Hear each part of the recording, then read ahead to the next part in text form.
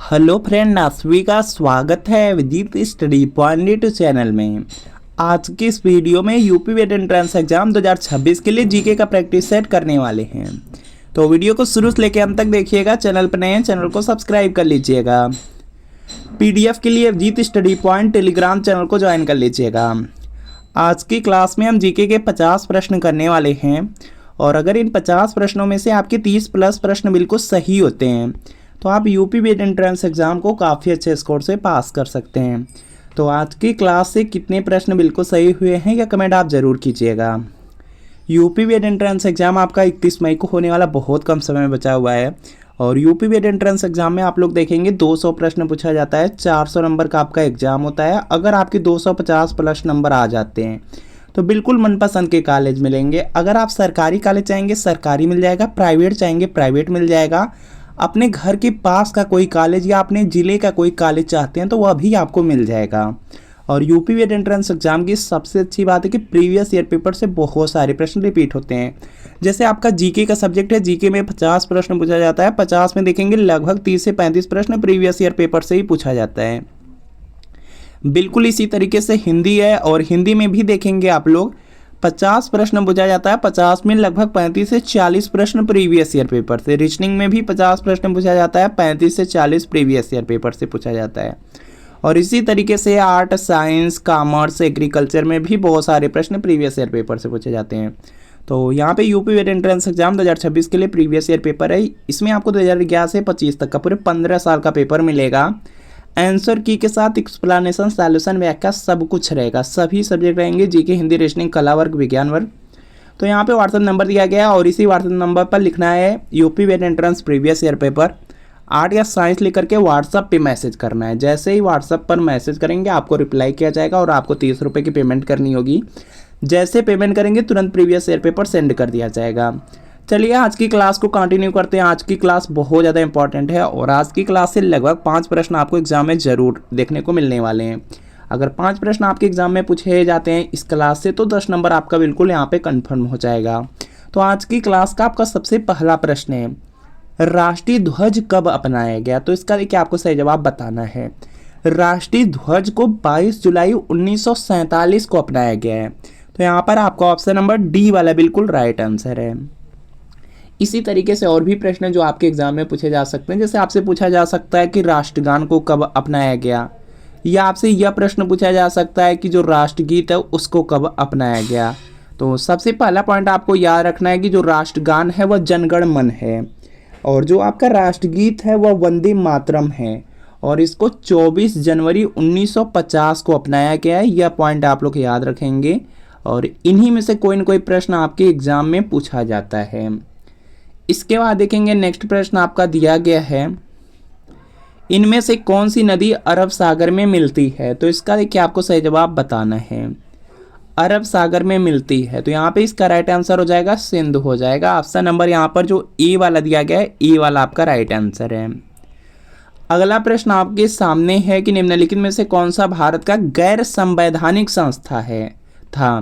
तो इसका देखिए आपको सही जवाब करना है और यहाँ पे इसका राइट आंसर हो जाएगा, इसमें देखेंगे जो राज्य मानवाधिकार आयोग था यही आपका गैर संवैधानिक संस्था था। तो यहाँ पर बी वाला बिल्कुल राइट आंसर हो जाएगा। इसके अलावा जो वित्त आयोग हो गया, राष्ट्रीय आयोग हो गया, चुनाव आयोग हो गया, ये सब आपकी संवैधानिक संस्थाएं हैं। अगला प्रश्न आपके सामने है कि इनमें से कौन उड़ीसा की पारंपरिक चित्रकारी है? तो यहाँ पे इसका राइट आंसर हो जाएगा जो पट्टचित्र है। पट्टचित्र जो है वह आपका है उड़ीसा का, यहाँ पे पारंपरिक यहाँ पे चित्रकारी है। तो यहाँ पर आपका ऑप्शन नंबर यहाँ पर जो बी वाला दिया गया, बी वाला राइट आंसर हो जाएगा। इसके अलावा आपको याद रखना है जो मधुबनी है या बिहार की है, यह पॉइंट याद रखेंगे, इंपॉर्टेंट है, आपके एग्जाम में पूछा जा सकता है। अगला प्रश्न आपके सामने कि इनमें से कौन रिजर्व बैंक जो आपका भारतीय रिजर्व बैंक है उसका गवर्नर नहीं रहा है? तो इसका देखिए आपको सही जवाब बताना है। तो मनमोहन सिंह यहाँ पे आरबीआई के गवर्नर रहे हैं, उर्जित पटेल भी रहे हैं, रघुराम राजन भी रहे हैं, सुनील अरोड़ा नहीं रहे हैं। तो यहाँ पर बी वाला राइट आंसर होगा क्योंकि नहीं पूछा जा रहा है। अगला प्रश्न आपके सामने है कि इनमें से कौन बाणभट्ट द्वारा लिखित प्राचीन पुस्तक है? तो इसका देखिए आपको सही जवाब बताना बहुत ज़्यादा इंपॉर्टेंट है। बीएड में तो कम से कम 3 से 4 बार पूछा गया। तो यहाँ पर आपको याद रखना है जो कादम्बरी है, जो कादम्बरी पुस्तक है, इसके लेखक बाणभट्ट हैं। तो यहाँ पर आपका ऑप्शन नंबर ए वाला बिल्कुल यहाँ पे राइट आंसर है। गीत गोविंद बीएड में पूछा गया था, तो याद रख लीजिएगा जयदेव हो जाएंगे। गीत गोविंद के लेखक जयदेव हैं, यह पॉइंट याद रखेंगे। मेघदूतम है, रघुवंशम है, अभिज्ञान शाकुंतलम में इसके लेखक कालिदास हैं, यह भी आप लोग याद रख लेंगे। अगला प्रश्न है कि इनमें से पारसी नववर्ष को किस नाम से जानते हैं। तो यहाँ पे इसका जो राइट आंसर है यह देखेंगे हो जाएगा यहाँ से नवरोज। ऑप्शन नंबर जो बी वाला दिया गया, बी वाला राइट आंसर है। अगला प्रश्न है कि वार एंड पीस पुस्तक किसके द्वारा लिखी गई है। तो यहाँ पे इसका जो राइट आंसर है यह देखेंगे हो जाएगा लियो टॉल्स्टॉय। वार एंड जो पीस पुस्तक है उसके लेखक लियो टॉल्स्टॉय हैं। ऑप्शन नंबर ए वाला राइट आंसर है। बीएड में 2 बार पूछा गया कि माई कंट्री माई लाइफ पुस्तक के लेखक कौन है। तो आपको याद रखना है लाल कृष्ण आडवाणी हैं। माई एक्सपेरिमेंट विथ ट्रूथ पुस्तक के लेखक पूछे गए हैं, तो आपको याद रखना है महात्मा गांधी हैं। इसके बाद देखते हैं नेक्स्ट प्रश्न आपका दिया गया है, डेबिट कार्ड पर कितनी संख्याएं होती हैं। तो इसका देखिए आपको सही जवाब करना है। जो यहाँ पे डेबिट कार्ड दिया गया 16 उसमें अंक होते हैं, डिजिट होते हैं। तो यहाँ पर आपका ऑप्शन नंबर बी वाला राइट आंसर है। अगला, इनमें से कौन सी घटना लॉर्ड कर्जन से संबंधित है। तो इसका देखिए आपको सही जवाब करना है। और यहाँ पर देखेंगे जो बंगाल का विभाजन हुआ था वह लॉर्ड कर्जन के समय में हुआ था। तो यहाँ पर आपका ऑप्शन नंबर ए वाला राइट आंसर हो जाएगा। अगला प्रश्न आपके सामने है कि समय परीक्षण इनमें से किस खेल से संबंधित है। तो यहाँ पे इसका राइट आंसर हो जाएगा साइकिलिंग हो जाएगा। ऑप्शन नंबर ए वाला राइट आंसर है। अगला प्रश्न आपके सामने कि नर्मदा नदी पर कौन सा बांध है। तो इसका देखिए आपको सही जवाब बताना है। और यहाँ पे इसका राइट आंसर हो जाएगा सरदार सरोवर बांध। जो सरदार सरोवर बांध है वह नर्मदा नदी पर है। तो यहाँ पर आपका ऑप्शन नंबर सी वाला राइट आंसर हो जाएगा। इंपॉर्टेंट है, आप लोग याद रखेंगे। इसके बाद देखिए नेक्स्ट प्रश्न है कि भारतीय संविधान में कितनी अनुसूचियां हैं। तो इसका देखिए आपको सही जवाब करना है। और यहाँ पे इसका राइट आंसर हो जाएगा 12 अनुसूचियां हैं। जो भारतीय संविधान है उसमें आपकी 12 अनुसूचियां हैं, यह पॉइंट याद रखेंगे। आपसे बहुत सारे प्रश्न पूछे जा सकते हैं, जैसे आपसे कर्तव्य पूछा जा सकता है, जो मौलिक कर्तव्य की संख्या कितनी है। तो यहाँ पे भारतीय संविधान में जो मौलिक कर्तव्य है उनकी संख्या 11 है। आपसे पूछा जा सकता है यहाँ पे संविधान में भाग पूछा जा सकता है। तो भाग देखेंगे वर्तमान में 25 हैं, पहले कितने थे 22 थे, यह याद रखेंगे। भाग पूछा जाता है तो 25 ट्रिक करेंगे। और प्रश्न देख लेंगे प्रश्न किस अकॉर्डिंग पूछा जा रहा है। इसके अलावा यहाँ पे आपसे मौलिक अधिकार पूछा जा सकता है, तो मौलिक अधिकार भी याद रख लीजिएगा। यहाँ पे मौलिक अधिकार लिखा रहे या मूल अधिकार, दोनों सेम ही हैं। मौलिक अधिकार देखिए पहले कितना था 7 था, लेकिन वर्तमान की अगर बात कर लिया जाए तो 6 मौलिक अधिकार हैं, यह पॉइंट याद रखेंगे।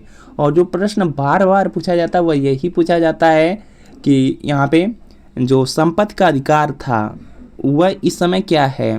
तो देखिए जो संपत्ति का अधिकार है वह पहले मौलिक अधिकार था, लेकिन इस समय विधिक अधिकार बना दिया गया, उसी को मौलिक अधिकार की श्रेणी से हटाया गया है। तो इस पॉइंट को भी आप लोग याद रख लेंगे। इसके अलावा यहाँ पे पूछा जा सकता है कि भारतीय संविधान में कितनी भाषाएं हैं। तो भाषा भी आप लोग याद रखेंगे 22 भाषा है। अगला प्रश्न आपके सामने की जनगणना 2011 के अनुसार भारत का जो जनघनत्व कितना है। तो इसका देखिए आपको सही जवाब करना है। और यहाँ पे इसका राइट आंसर हो जाएगा 382 प्रति वर्ग किलोमीटर। तो यहाँ पर बी वाला बिल्कुल राइट आंसर हो जाएगा।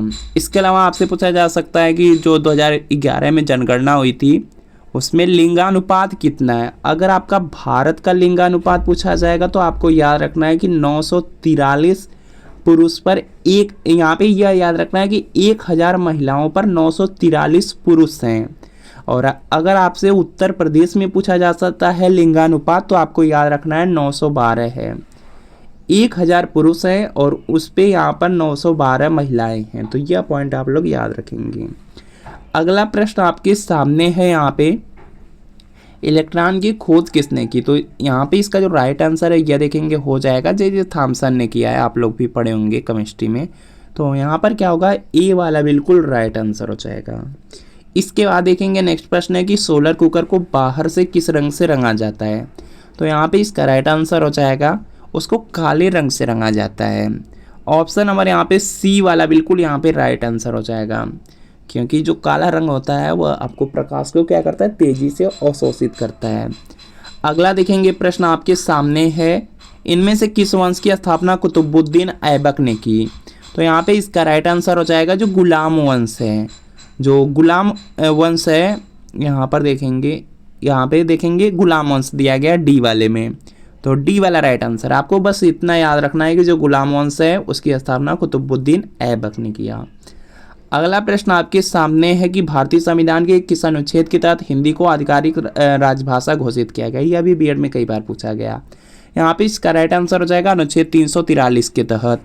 जो अनुच्छेद 343 है उसी के तहत यहाँ पे जो हिंदी है उसको यहाँ पे राजभाषा घोषित किया गया है। अगला प्रश्न है कि सिखों के जो 5वें गुरु हैं वह कौन थे। तो यहाँ पे इसका जो राइट आंसर है यह देखेंगे हो जाएगा यहाँ से गुरु अर्जुन देव थे। ऑप्शन नंबर सी वाला राइट आंसर है। और इन्होंने जो जहांगीर का यहाँ पे बड़ा पुत्र था, यहाँ पे जहांगीर का जो बड़ा पुत्र था खुसरो, उसी का यह सहायता कर रहे थे, जिसकी वजह से इनको यहाँ पे जहांगीर ने मरवा दिया था। यह पॉइंट आप लोग याद रख लेंगे, इम्पॉर्टेंट है। और एक और हैं जो गुरु तेग बहादुर हैं, जिनको औरंगजेब ने मरवाया था। वह इस्लाम धर्म को कबूल नहीं कर रहे थे, जिसकी वजह से उनको मरवा दिया गया था। तो ये दोनों आप लोग याद रखेंगे, कोई प्रश्न पूछा जा सकता है। इनमें से किस राशि की एसआई मात्रक का नाम ब्लेज पास्कल के नाम पर है। तो यहाँ पे इसका राइट आंसर हो जाएगा दाब हो जाएगा, क्योंकि दाब का आप मात्रक जानते हैं पास्कल होता है, तो वही देखिए पूछा जा रहा है। तो बी वाला बिल्कुल राइट आंसर है। इनमें से किसने सबसे ज़्यादा बार केंद्रीय बजट प्रस्तुत किया। तो यहाँ पे इसका राइट आंसर हो जाएगा जो मोरारजी देसाई थे, वह सबसे ज़्यादा बार केंद्रीय जो बजट है उसको प्रस्तुत किए थे। तो यहाँ पर सी वाला राइट आंसर है।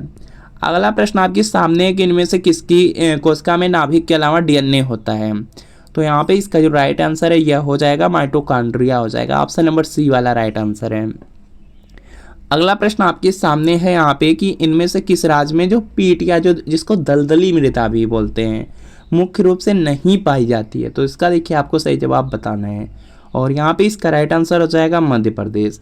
जो देखिए दलदली वाली मृदा है या दलदली वाली जो मिट्टी है वह केरल में तो पाई जाती है, उड़ीसा में भी पाई जाती, पश्चिम बंगाल में भी पाई जाती है, लेकिन मध्य प्रदेश में नहीं पाई जाती। बी वाला राइट आंसर होगा। जल में उपस्थित किस तत्व के कारण कैंसर हो सकता है। तो यहाँ पे इसका जो राइट आंसर है यह देखेंगे हो जाएगा आर्सेनिक। आर्सेनिक के ही वजह से यहाँ पे कैंसर हो सकता है, तो ए वाला राइट आंसर है। अगला प्रश्न आपके सामने है कि इनमें से प्रोटीन की कमी से कौन सा रोग होता है। तो इसका देखिए आपको सही जवाब करना है, और यहाँ पे इसका राइट आंसर होगा क्वाशियोरकर हो जाएगा। प्रोटीन की कमी से होने वाला जो रोग है क्वाशियोरकर है, ए वाला राइट आंसर होगा। अगला प्रश्न आपके सामने है, किशोरी बालिका योजना वर्ष में दिनों के लिए विद्यालय में उपस्थित न होने पर लड़कियों को संतुलित आहार प्रदान करने की पेशकश करती है। तो यहाँ पे इसका जो राइट आंसर है यह देखेंगे हो जाएगा 300 हो जाएगा। ऑप्शन नंबर डी वाला राइट आंसर है। अगला प्रश्न है, उत्तर प्रदेश में खालिस्तान हेतु सबरी संकल्प अभियान की शुरुआत की गई थी। तो यहाँ पे इसका जो राइट आंसर है यह हो जाएगा कुपोषण को दूर करने के लिए। जो कुपोषण है उसको दूर करने के लिए यूपी में सबरी संकल्प अभियान स्टार्ट किया गया था। तो यहाँ पर आपको ऑप्शन नंबर बी वाला बिल्कुल राइट आंसर है।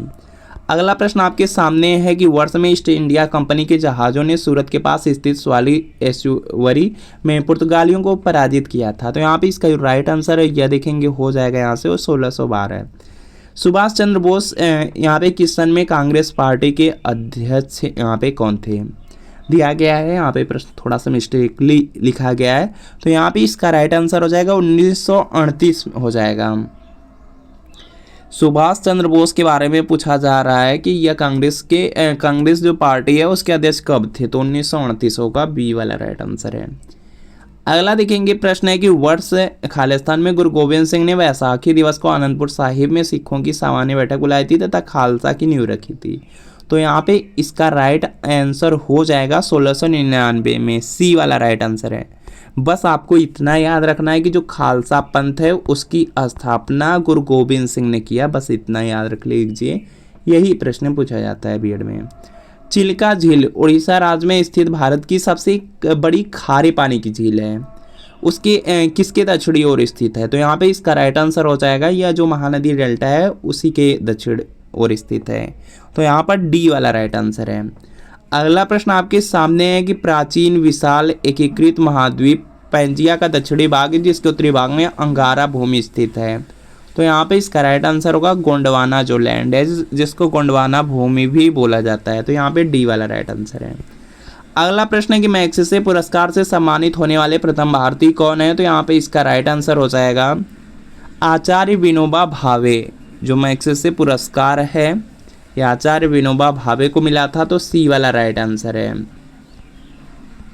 और भूदान आंदोलन का जो संबंध है विनोबा भावे से यह भी आप लोग याद रखिएगा। निम्नलिखित युग्मों में से कौन एक सम्मिलित नहीं है? तो इसका देखिए आपको सही जवाब करना है। इसमें दिया गया कलिंग पुरस्कार दिया गया। कलिंग पुरस्कार विज्ञान के क्षेत्र में दिया जाता है या तो आप लोग जानते हैं। पुलित्जर पुरस्कार, पुलित्जर पर जो पुरस्कार है पत्रकारिता के क्षेत्र में दिया जाता है, लेकिन यहाँ पे क्या लिखा गया है? यहाँ पे धर्म के बारे में लिख दिया है। तो ये आपका क्या गलत है? आपसे क्या कहा जा रहा है? नहीं, मतलब गलत वाला ही पूछा जा रहा है। तो बी वाला राइट आंसर है। बाकी यहाँ पे देख लीजिएगा डेविड कोहेन पुरस्कार है साहित्य में दिया जाता है, बोरलाग पुरस्कार है कृषि में दिया जाता है। अगला प्रश्न आपके सामने है कि निम्नलिखित में से कौन सा विकल्प लघुत्तर हिमालय में पर्वत की सबसे लंबी पर्वतमाला है? तो यहाँ पे इसका जो राइट आंसर है यह होगा आपका यहाँ पे पीर पंजाल पर्वतमाला होगी। सी वाला राइट आंसर है। पर्यावरण में पौधा घर प्रभाव किसकी वृद्धि के कारण होता है? तो यहाँ पे इसका जो राइट आंसर है यह देखेंगे हो जाएगा कार्बन डाइऑक्साइड हो जाएगा। सी वाला राइट आंसर है।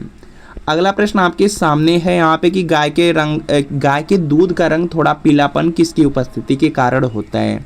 तो यहाँ पे इसका राइट आंसर हो जाएगा कैरोटीन की वजह से होता है। जो कैरोटीन होता है कैरोटीन की ही वजह से जो गाय के दूध का रंग होता है। गाय के दूध का रंग आप जानते हैं सफ़ेद होता है, लेकिन उसमें थोड़ा थोड़ा पीलापन रहता है। जो पीलापन रहता है वह कैरोटीन की वजह से होता है। तो यहाँ पे बी वाला राइट आंसर है। अगला प्रश्न आपके सामने है कि एक फ्यूज तार में मुख्य रूप से क्या होना चाहिए? तो यहाँ पे इसका राइट आंसर है यह हो जाएगा उसमें उच्च गलनांक रहना चाहिए और अल्प प्रतिरोध रहना चाहिए। तो यहाँ पर ई वाला बिल्कुल राइट आंसर है। अगला प्रश्न आपके सामने है कि लाइफ जैकेट का सिद्धांत है। तो यहाँ पे इसका जो राइट आंसर है यह देखेंगे हो जाएगा यह व्यक्ति को उतराता रखने के लिए उसके आयतन में वृद्धि कर देती है। तो यहाँ पर आपका ऑप्शन नंबर बी वाला राइट आंसर है। अगला प्रश्न है कि निम्नलिखित में से कौन सा विकल्प पश्चिमी घाट का सर्वोच्च शिखर है? पश्चिमी घाट की बात कर दिया गया तो यहाँ पे इसका राइट आंसर हो जाएगा अनाईमुड़ी हो जाएगा। ऑप्शन नंबर ए वाला राइट आंसर है। अगला प्रश्न है किस वर्ष में संविधान का संशोधन सर्वप्रथम किया गया? तो जो पहली बार संशोधन किया गया था संविधान में वो 1951 में ही किया गया था। तो यहाँ पर आपका ऑप्शन नंबर बी वाला राइट आंसर है। अगला प्रश्न आपके सामने है कि संविधान के किस संशोधन के जरिए भारत में आर्थिक आरक्षण पारित किया गया? तो यहाँ पे इसका राइट आंसर हो जाएगा 103 हो जाएगा। ऑप्शन नंबर यहाँ पे सी वाला राइट आंसर है। जो आपका EWS है उसी के बारे में पूछा जा रहा है यहाँ पे। अगला प्रश्न आपके सामने है कि पश्चिम बंगाल में रानीगंज किस लिए विख्यात है? तो यहाँ पे इसका राइट आंसर हो जाएगा रानीगंज में आपका मिलता है कोयला। कोयला देखेंगे कहाँ पे दिया गया? बी वाले में है। बी वाला राइट आंसर है। अगला भारत में निम्नलिखित में वह कौन सा वन्य जंतु अभ्यारण्य है जहाँ गैंडों के संरक्षण की परियोजना चल रही है? तो यहाँ पे इसका राइट आंसर हो जाएगा काजीरंगा में। जो काजीरंगा राष्ट्रीय उद्यान है उसी की बात किया जा रहा है। तो यहाँ पे सी वाला राइट आंसर हो जाएगा। बांदीपुर यहाँ पे राष्ट्रीय उद्यान है जो कि आपका यहाँ पे कर्नाटक में, यह पॉइंट याद रखेंगे। बाकी पेरियार है, पेरियार केरल में याद रखना है।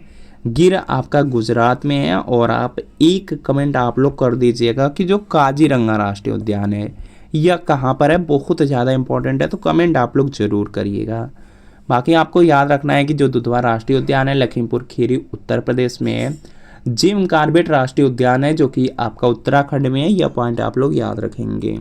और इसी तरीके से बहुत सारे प्रश्न हैं जो आपके एग्जाम में पूछे जाते हैं। मानस वन्यजीव अभ्यारण्य असम में, यह आपको याद रखना है। केवलादेव पक्षी अभ्यारण्य है जो कि आपका यहाँ पे राजस्थान में है, इसको भी आपको याद रखना है। अगला प्रश्न आपके सामने है यहाँ पे सविनय अवज्ञा आंदोलन का मुख्य उद्देश्य क्या है? तो यहाँ पे इसका राइट आंसर हो जाएगा यहाँ से नमक जो कर था उसी के विरोध में यह था सविनय अवज्ञा आंदोलन। तो यहाँ पे डी वाला राइट आंसर हो जाएगा। अगला प्रश्न आपके सामने है कि उत्तर प्रदेश एवं बिहार का बारिश के मौसम का एक लोकप्रिय मनोरंजन है। तो यहाँ पे इसका राइट आंसर हो जाएगा यहाँ पे देखेंगे इसका राइट आंसर होगा स्वांग हो जाएगा। ऑप्शन नंबर यहाँ पे सी वाला राइट आंसर है। अगला प्रश्न आपके सामने है कि हरदौल कथा विशेष रूप से यहाँ पे किसके लोकगीत हैं जो कि उत्तर प्रदेश एवं मध्य प्रदेश में फैले हुए हैं। तो यहाँ पे इसका जो राइट आंसर है यह हो जाएगा बुंदेलखंड हो जाएगा। ऑप्शन नंबर यहाँ पे बी वाला राइट आंसर है। उत्तर प्रदेश राज्य की पारंपरिक अर्ध ऐतिहासिक कहानियां एवं जो गाथा गीत का नृत्य नाटक है। तो यहाँ पे इसका जो राइट आंसर है यह देखेंगे हो जाएगा स्वांग हो जाएगा। ऑप्शन नंबर सी वाला राइट आंसर है। अगला प्रश्न आपके सामने है कि किसी राजनीतिक दल को राष्ट्रीय दल के रूप में मान्यता दी जाती है। तो यहाँ पे इसका राइट आंसर हो जाएगा यहाँ से यदि उसे 4 या अधिक राज्यों में राजनीतिक दल के रूप में मान्यता दी गई है। तो यहाँ पर आपको ऑप्शन नंबर सी वाला राइट आंसर है। अगला प्रश्न आपके सामने है कि निम्नलिखित में से कौन सा मूल अधिकार भारतीय संविधान में नागरिकों को नहीं दिया गया है।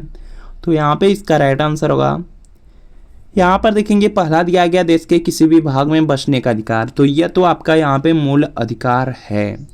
और यहाँ पर दिया गया लिंग समानता का अधिकार, यह भी आपका यहाँ पे मौलिक अधिकार में ही है। सूचना का अधिकार यह आपका मूल अधिकार दिया गया मूल अधिकार भारतीय संविधान में नागरिकों को नहीं दिया गया है। तो सी वाला राइट आंसर हो जाएगा। बाकी शोषण का जो विरुद्ध का अधिकार है यह भी आपके मूल अधिकार में है, लेकिन सूचना का अधिकार जो है वो मूल अधिकार में नहीं है। तो यहाँ पे सी वाला राइट आंसर है। तो फ्रेंड आपको बताना है कि 50 प्रश्नों में कितने प्रश्न बिल्कुल सही हुए हैं, यह कमेंट आप ज़रूर कर दीजिएगा। और आपसे प्रश्न किया गया है कि जो काजीरंगा राष्ट्रीय उद्यान है किस राज्य में है। तो आप लोग कमेंट जरूर कर दीजिएगा। बाकी अगर यूपी बीएड एंट्रेंस एग्जाम की तैयारी कर रहे हैं तो अच्छे से यूपी बीएड एंट्रेंस एग्जाम के लिए आप लोग पढ़िए। जो भी आपके पास बुक्स नोट्स हो उसी से आप अच्छे से रिवीजन कीजिए। और अगर आपके पास प्रीवियस ईयर पेपर नहीं है तो यहाँ से आप प्रीवियस ईयर पेपर ले सकते हैं। 2011 से लेकर 25 तक का 15 साल का पेपर आंसर की के साथ एक्सप्लेनेशन सॉल्यूशन व्याख्या के साथ मिलेगा। सभी सब्जेक्ट आएंगे जीके हिंदी रीजनिंग कला वर्ग विज्ञान वर्ग।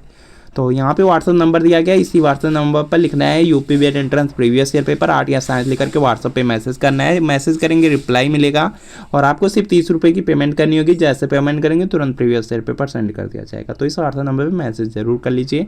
मिलते हैं फ्रेंड नेक्स्ट वीडियो में।